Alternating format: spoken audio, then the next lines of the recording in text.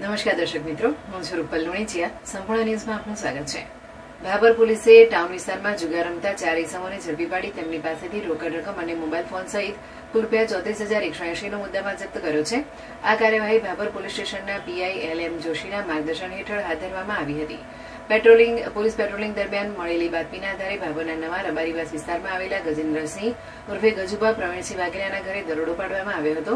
તપાસ દરમિયાન ગજેન્દ્રસિંહે પોતાના અંગત ફાયદા માટે ગંજીપાના પત્તા અને રોકડ રકમ વડે તીનપતિનો જુગાર રમાડતા હોવાનું સામે આવ્યું હતું.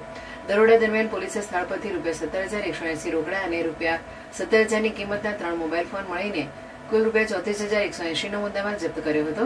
આ કેસમાં પોલીસે ગજેન્દ્રસિંહ ઉર્ફે ગજુભા પ્રવીણસિંહ વાઘેલા રહેઠાણ નવા રબારીવાસ ભાભર, તખતસિંહ અબુજી ઠાકોર રહેઠાણ વાવડી તાલુકો ભાભર, દશરથજી સોનાજી ઠાકોર રહેઠાણ ગાંગુણ તાલુકો ભાભર અને જીવાભાઈ સુલેમાનભાઈ મીર રહેઠાણ નવા રબારીવાસ ભાભરે ઝડપી પાડી તેમની સામે જુગાર ધારા હેઠળ કાયદેસરની કાર્યવાહી હાથ ધરી છે.